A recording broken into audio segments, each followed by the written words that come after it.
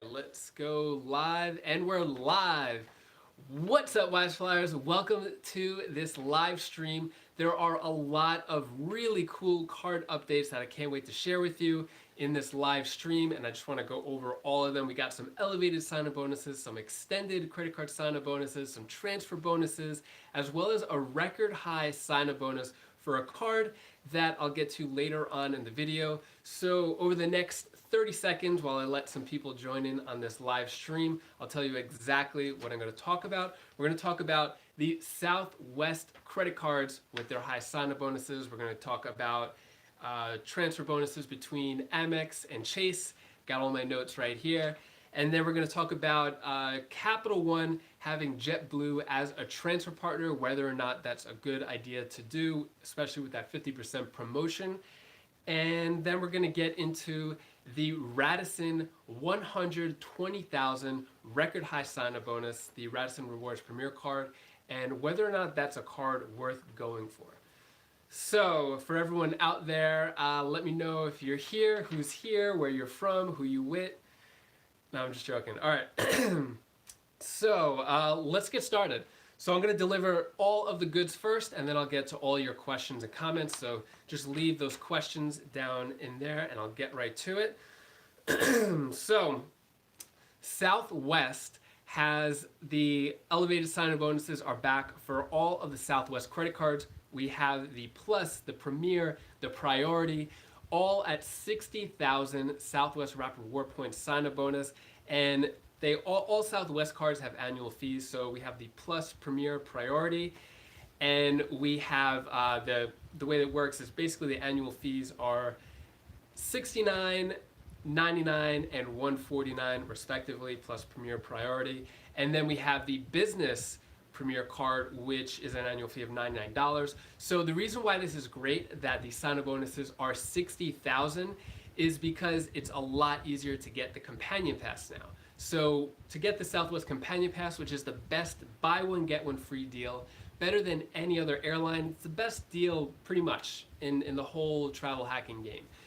Basically, you get 110,000 Rapid Reward Points, Southwest Rapid Reward Points in a year. Then you get the Companion Pass for the rest of the year as well as the following year. So the way this works is you're only allowed one personal card, one business card for Southwest. So I think the best personal Southwest card would be the Priority card. So if you get the sign-up bonus for the personal card, let's say you get the Priority card, that's 60,000, plus the business card, 60,000, you're at 120,000. You're already past that 110,000 threshold to get the Southwest Companion Pass.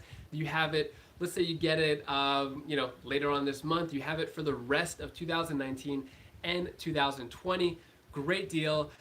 So I think Southwest cards, if you're looking to get the Companion Pass, definitely go for it now. And if you just don't want to get the Companion Pass, Southwest is still a really good airline to use. All right. Hey, what's up, Gabriella? Thanks for joining in, and Ian. All right, so next up is an extended sign-up bonus that we have. So the Marriott Bonvoy Boundless card was supposed to be due today. So it's a 100,000 point sign-up bonus after spending 5,000 3 months, $95 annual fee. So that card was supposed to be, or the sign-up bonus was supposed to end today, May 2nd, but it's actually extended until May 16th. So this is a good card to have. I think it's definitely worth a spot in your 524 slot. It's got, some good perks. You get silver status. Definitely the 100,000 point sign-up bonus. You could, probably get like 14, 15 nights out of that if you use the fifth award night free deal. Also, guys, let me know if you like any of these cards that I'm mentioning. So, also, speaking of Chase cards and May 16th, the Chase United Explorer card, that one's at 60,000 Chase United miles after completing the minimum spending, and that one is going until May 16th as well. That's another really good keeper card. It does have an annual fee of $95, which is waived the first year. So if you get that card, yes, the sign-up bonus is really good, 60,000. That's pretty much a round trip from anywhere in the continental US to Europe, so 30,000 per way, 60,000 round trip. The taxes are probably going to be less than $100. So, but if you fly United at least once or twice a year, it's a really good card because you'll get the United Club lounge passes. You get 2 of them every year. Plus, you get free check bags.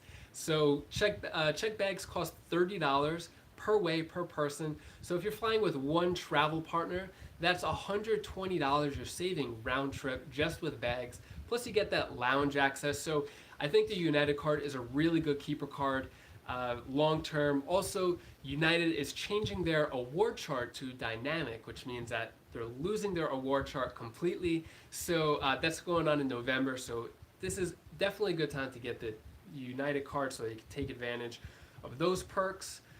Next up, another increased sign-up bonus as well as some other updates with this card, the American Express Blue Cash Preferred card. So a couple of updates with this card. This card is most popular for its 6% grocery bonus category. So you get 6% on all grocery purchases up to $6,000 within the first year. I mean, anything after that is 1% on everything else. This card does have an annual fee of $95, but if you take advantage of that grocery category, you'll definitely get your money back there. 3% on gas, which is really good. Also, so a couple of things changed. They're adding another 6% category of streaming. So Netflix, Hulu, all those streaming services are going to be 6%.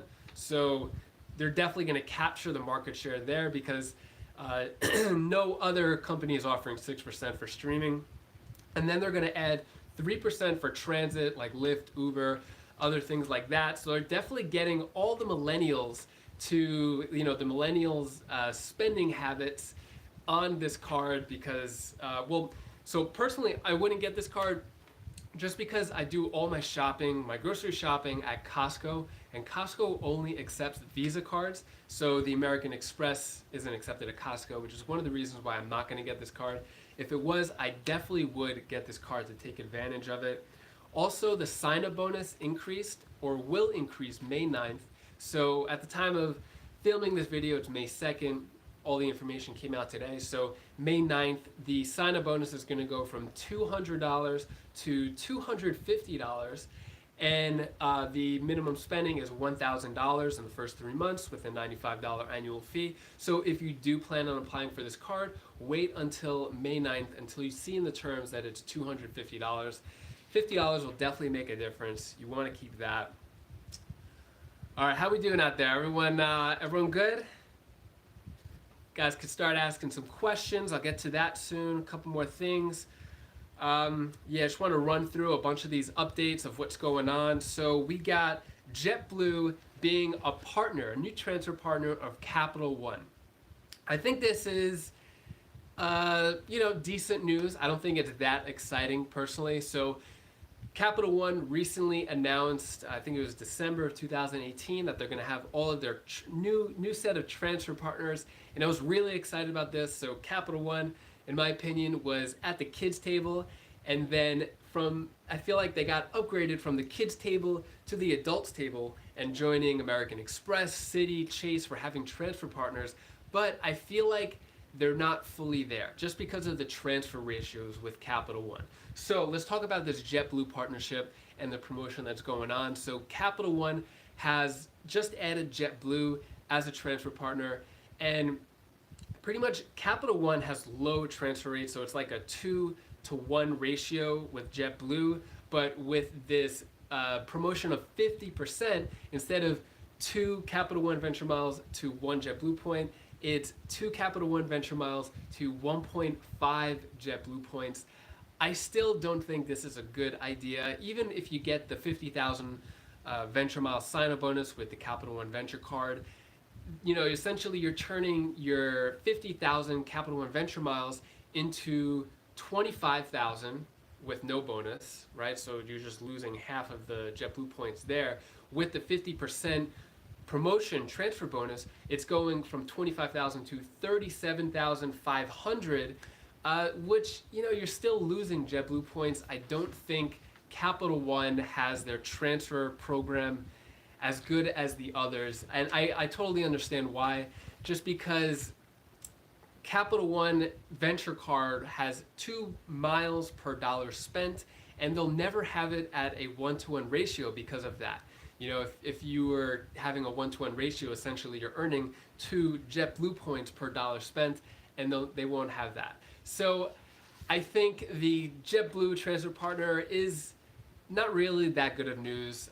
If you do plan on transferring Capital One Venture Miles to JetBlue TrueBlue points, do it only to top off your JetBlue account if you need it in a pinch. Otherwise, I don't think it's worth it. Let me know what you guys think about that. I think some people are really excited about it. I don't think it's that good. All right, so all right, let's talk about some transfer bonuses. Chase transfer bonus happened a couple days ago to British Airways at a 30% transfer bonus. So what that means is if you were to transfer 100,000 Chase Ultimate Reward points to British Airways Avios points, you're getting, instead of the 1-to-1 ratio, you're getting 130,000 British Avios points, which is pretty good. And the reason why this is exciting, a lot of people are excited about it, is because British Airways, or with Chase, this is the first transfer bonus ever. American Express does them all the time, but this is the first one with Chase, so it's kind of a big deal. One thing to mention with transferring Chase Ultimate Reward points or American Express membership reward points, Citi Thank You points, any of those, when you transfer to transfer partners, you want to make sure you have a trip in mind.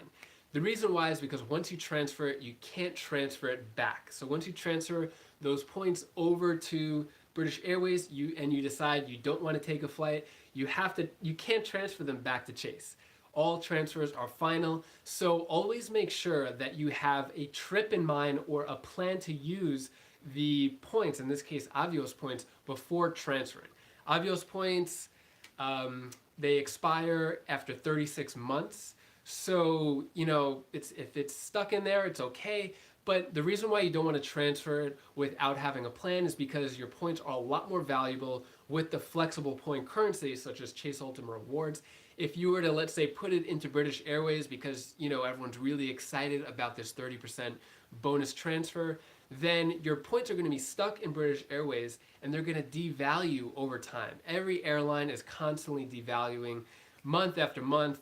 United devalued their award chart, or they're going dynamic, they're losing their award chart. British Airways just announced some transfer partner devaluation there. So you don't want to transfer just because there's a big bonus going on. So always make sure you have a plan to use those points before transferring. All right, let's talk about American Express having another transfer bonus to Virgin Atlantic. So this is pretty cool. The only problem with Virgin Atlantic is they have high fuel surcharges. Like I said before, 30% from American Express to Virgin Atlantic is pretty cool because usually it's a 1-to-1. With the 30%, you're getting more Virgin Atlantic miles, of course. But like I said, just make sure you have plans to use it. Then we got, all right, let me take a break here. I'm going to pause. I'll get to the Radisson 120,000 record high sign-up bonus. Let me just get to some of these comments here. All right, so we got, let me get my finger out of the thing. All right, so yeah, Life and Money says, I wish they had the companion pass just as a sign-up bonus. Yeah, they did a few months ago, which was pretty cool. Like if they had the companion pass with the 60,000, I think that would be a lot more valuable, because before it was, I think, 30,000 with the companion pass. All right, we got Reckless Rican. What's up, man? How's it going? So Agog 97, I'm 424 and have United cards, CSP, Freedom Unlimited. What Chase card do you think I should get? So 424, so you have one more slot left. And I'm assuming you aren't going for any business cards. Otherwise, I would say go for all the inks. Get the ink cash, the ink unlimited, ink preferred. You could actually get all three of those cards. But assuming you're not going for those, I would recommend either the Hyatt, the Chase World of Hyatt card, or I would have said the IHG card because it had the 120,000 point sign-up bonus. But I would say go for the Hyatt card. If I was in your position, I love the Hyatt card. I personally got it when it was at 60,000 point sign-up bonus, and I love it for the annual anniversary free night certificate. I think that's really good. So yeah, my answer would be Masoom Patel says the Chase Freedom. Yes, if you are going to take advantage of the 5% bonus categories, Chase Freedom is a good option as well. And you said you were between the Southwest or Marriott. Sorry, I didn't even see that part. So between Southwest or Marriott, yeah, it's a good question. I get, it depends on your travel. So Marriott is obviously at 100,000 point sign-up bonus. That's probably going to go down a lot on May 16th. And that's another good keeper card because you'll get, points after that. So yeah, between Southwest and Marriott, if you're not going for the companion pass, I would say get the Marriott Bonvoy Boundless card for 100,000. Apply for that before May 16th. But, your miles may vary. It's up to you if you want to get that or not. So I see some new people joined in. Can you get multiple ink card for different businesses? Yes, you can. So you could actually get an ink card for the, let's say you get an EIN number, which is completely free. You could just go, if you go to Google, type in get EIN number, it'll take you to an official government IRS website. It takes 2 minutes to get an EIN. That's one way to get the ink business card. Excuse me. And then you could get it with your social as well. So that's the 2 ways you could get the ink cards. Double up, get as many ink cards as possible because they're still allowing you to get them. All right, so everyone else, let's get back to the Radisson card, and I'll answer your questions after that. So, all right, the Radisson Rewards Premier Card is at a record high sign-up bonus of 120,000 Radisson reward points. So is this a big deal? This is the highest it's ever been. I think I covered it a couple of months ago. It was at 100,000, 120,000. This is pretty high. I'm going to give you my breakdown of whether or not I think this card is worth getting. So Radisson reward points, I think, are worth 0.3 to 0.4 cents per point. So that 120,000 point sign-up bonus is going to be anywhere from $360 to $480, depending how you use it. So if you're in it for the sign-up bonus, that may be worth it. I think there are better cards to get. Also, keep in mind, this is a U.S. Bank card, and U.S. Bank is infamous for being very strict with their approval process. Excuse me. So if you don't have any U.S. Bank cards, I recommend you getting the U.S. Bank Altitude Reserve card first before getting the Radisson card, because that's a much better U.S. Bank card, and chances are you may not get approved for both. So some of the things with this card is you're getting 10 points per dollar at Radisson, 5 points per dollar everywhere else, and the annual fee is $75. Yeah, and so just to give you an idea, to redeem Radisson points, it's anywhere from 9,000 per night to 70,000 per night. So yes, you can get a lot of good nights out of this sign-up bonus, but is this card worth keeping long term? So another cool perk with this card is you're getting, you get 40,000 Radisson reward points per year. So that's pretty good. You could make use of that. And if you are, getting more value in your redemptions than the $75 annual fee, totally worth it there. But otherwise, also another perk, could get 3 free anniversary award night certificates for every $10,000 you spend, up to $30,000. So if you spend $30,000 on this card, you get 3 free nights. I don't recommend spending $30,000 on this card. I feel like this card is good for maybe 98 or 2% of the people, but 98% of the people, I don't think this card is worth it. just like for the masses, for people who are staying at Radisson's often. I think it's good because also with that 3 free anniversary award nights, with the 30,000 spent, 10,000 per anniversary award night for the year, you can only use that in hotels within the US with Radisson. And Radisson has a very poor reputation for hotels in the US. A lot of their good hotels are in Europe. Personally, I've never stayed at a Radisson, so I could be wrong, but just from my research, if you stayed at a Radisson, let me know in the comments. I've never stayed there. Radisson is kind of like a mediocre program and decent hotel overall. Of course, there are some really good premium hotels in there, but overall, I think the program isn't that good and worth going for with this promotion. Tell me what you guys think, if this sign-up bonus of 120,000 points is worth going for.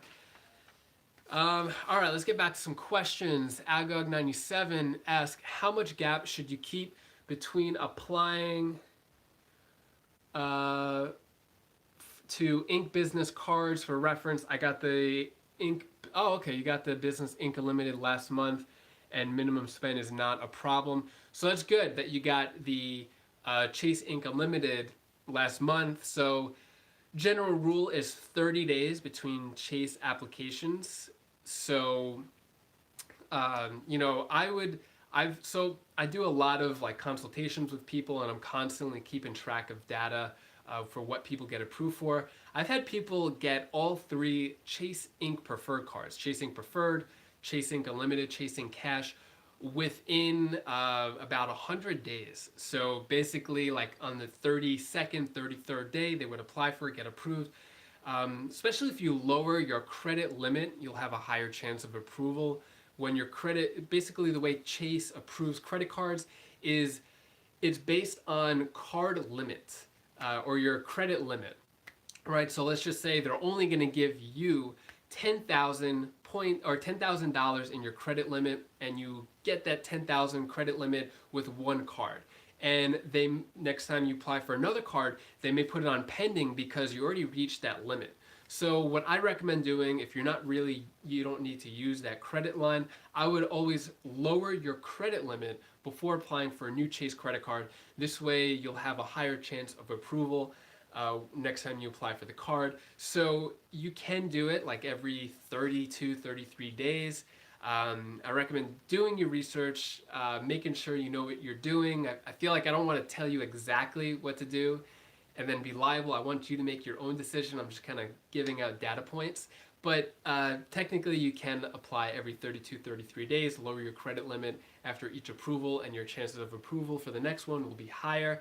And you mentioned before about the EIN, so you could get the EIN as well as use your social and get, you know, 2 sets of each cards. I think that would be the best move. And then before you ask, does that work for Amex Business cards as well? So unfortunately with American Express, you're only allowed to get the sign-up bonus once in your entire life. It's not like other cards, so yeah, tough luck there. Can you get multiple business gold? Yeah, just one sign-up bonus per person, unfortunately, with Amex.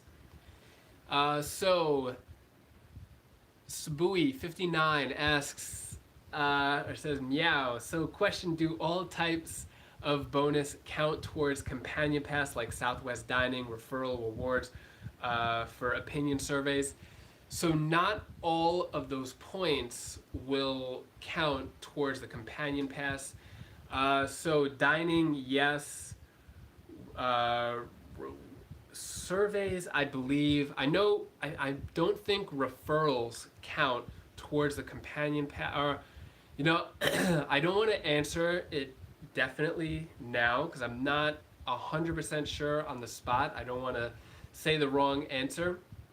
Anyone else who's on the live stream, help me out here. I know that which one doesn't count? Like if you transfer from Chase, those don't count. Yeah, I know some count, some don't. I don't want to give you the wrong answer on that. Also, regarding Southwest, a couple of days ago, I had Lynn from Go To Travel Gal on my talk show series, Points on Points. She is the Southwest expert. She knows more about Southwest than anybody I know. You could check out that episode. She gives a lot of Southwest knowledge. Also, check out her website as well, gototravelgal.com. Everything Southwest you want to know about. She's able to get a companion pass every single year without having to get more credit cards. Without the sign-up bonuses. So she details exactly how to do that. She does it through crazy methods I didn't even know about before speaking with her. All right, so Reckless Rican. So I have Business Hilton. If I get Aspire, I won't get sign-up bonus. Yes, you will get the sign-up bonus because it's a different product. So you're only allowed one sign-up bonus in your entire life for one product. So if you have the Business Hilton, you're allowed to get the Aspire sign-up bonus, you're allowed to get the Ascend sign-up bonus, the no annual fee Hilton Honors card as well. You could get all of those sign-up bonuses one time in your life. Some of those Hilton cards are really valuable, and they're definitely worth paying the annual fee every year. And especially if you're only going to get that sign-up bonus once in your life, make it count. Do it at a time in your life when you plan on keeping them, because I think, in my opinion, they are keeper cards. All right. Comment says, enjoy that interview. Thanks for doing it. Yeah, no problem. Glad you liked it. Lynn is a wealth of knowledge. We actually worked together when we were writing at millionmilesecrets.com. It's another travel points blog. If you're watching me on YouTube, you may not read the blogs as much, but yeah, I used to write for Million Mile Secrets with her, and she was the Southwest person writing. Oh, Waller's Wallet is in the house. What's up, Dustin? Yeah, new house is great. So I upgraded from my dining room in my last house to a guest room in my new house. So yeah, new house is good, all settled in. I don't have the green screen, so I don't have my green screen set up yet. Guys, let me know in the comments if you see my videos before where I have the map in the background. That's actually a green screen, not a real map with the lights and stuff. So I've been toying around whether or not I should get my green screen up and going again. Let me know if you think I should or just keep it like this.